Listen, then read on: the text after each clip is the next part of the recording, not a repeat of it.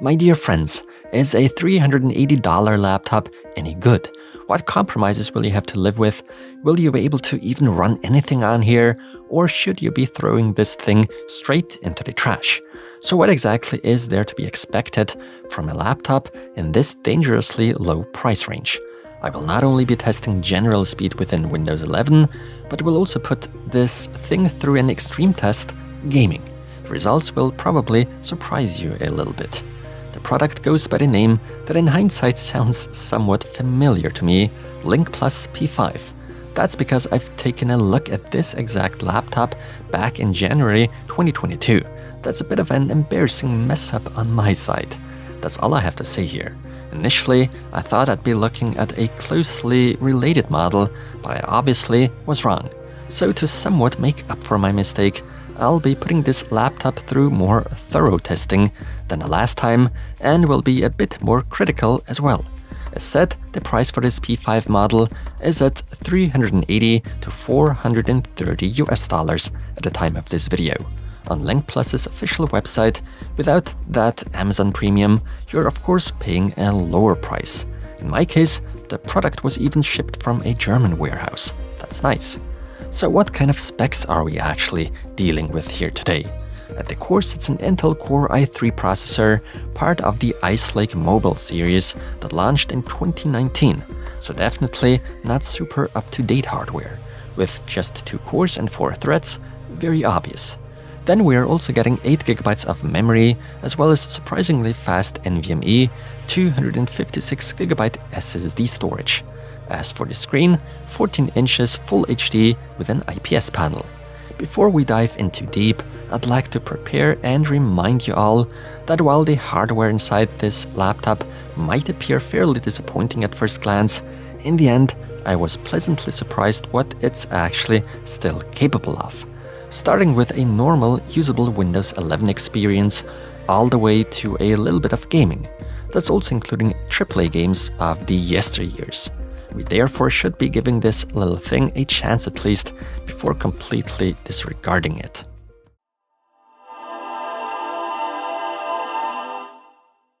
As far as what comes included, not much sadly, besides the device itself, just a 65-watt charger based on USB Type-C, along with the USB-C charging cable and an almost useless quick start guide.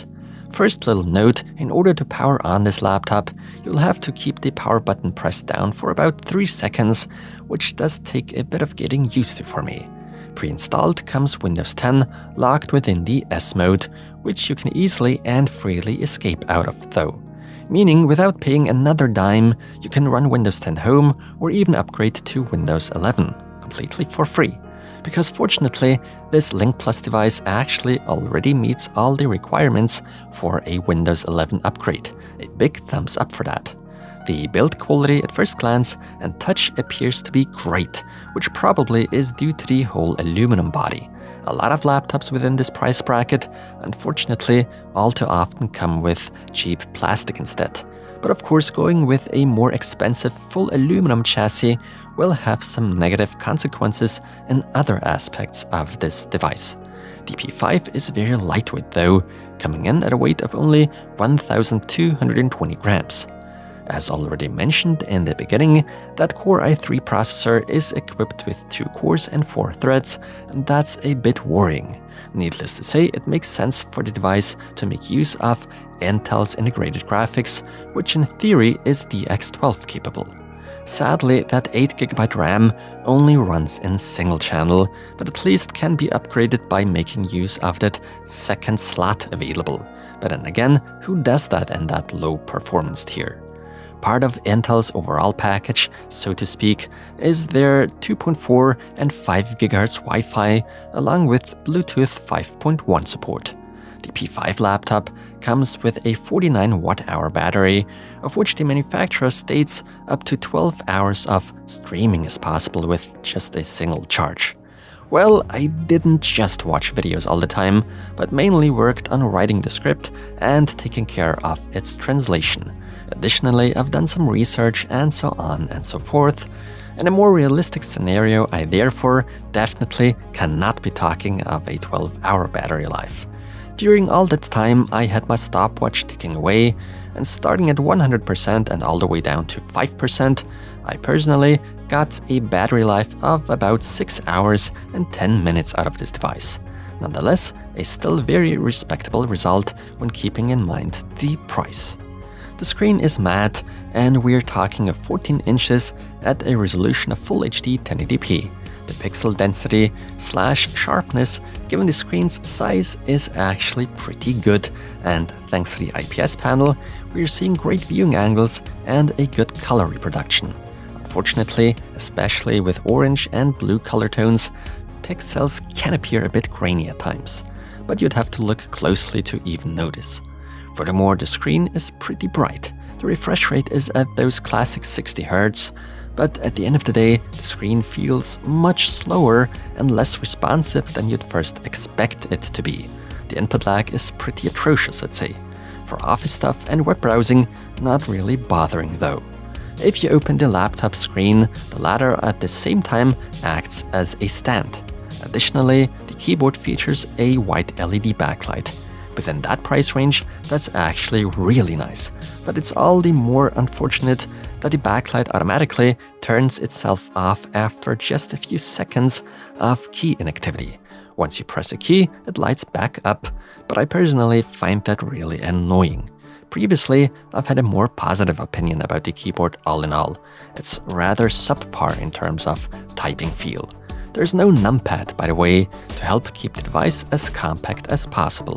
Fair enough. However, within the first few hours of typing away on this keyboard, you might feel as though the keys aren't always super responsive. The overall feel simply is a little off, if you know what I mean, but that's completely subjective at the end of the day. The keyboard certainly is usable, and with a little getting used to, even my complaints become quieter. Now, what kind of connectivity are we getting on here? To my left, there's one USB-A 3.2 Gen 1, as well as a 3.5mm audio combo port. On the right, there's another USB-A port, along with two USB-C ports, either one of which can be used to charge the laptop. Last but not least, a microSD card reader. So definitely not something fancy or special going on here, but at a price of $380, more than fair. The speakers on this device are on the left and right of the keyboard. Sure, we are talking of stereo speakers, but the actual performance sounds really tinny and distorted, especially at higher volume levels. A thumbs down for that. The touchpad is offering us a fairly large surface to make use of, and overall performs okay. At times it does appear a bit sluggish though, but that's partially also due to the screen's high input lag. The webcam has a resolution of 1 megapixel, but at somewhat more ideal lighting is at least usable, even though the quality really isn't that great to say the least. There's no physical cap or cover for the webcam, which would have been a welcome addition. Not even the built-in microphone manages to impress. Quite the contrary, really. Recordings with it sound awful, and they are only getting worse once the CPU fan comes to life. They could have at least done a little bit of a better job here. The mic, therefore, is garbage. Very well, what kind of performance is there to be expected at the end of the day? In the Cinebench R23 multi-core test, that i3 CPU scored roughly 2,100 points. That's certainly not a high score. In this single-core test, we're looking at about half of that, which makes sense. Initially, we see the boost clock kicking in at 3.4 GHz, also catapulting the CPU temperature to a maximum of rather toasty 96 degrees Celsius. Over time, that boost clock, of course, cannot be maintained, and so we're then looking at a clock speed of 3 GHz or below. Then we see the temperature hovering around in the 85 to 87 degree range. For that kind of CPU load, that's totally fine. The CPU fan does, however, ramp up fairly loudly when firing up programs or doing things within the operating system that are slightly more demanding, and that occurs fairly often. Still, the noise levels are fine, at least to me, as far as my standards are concerned.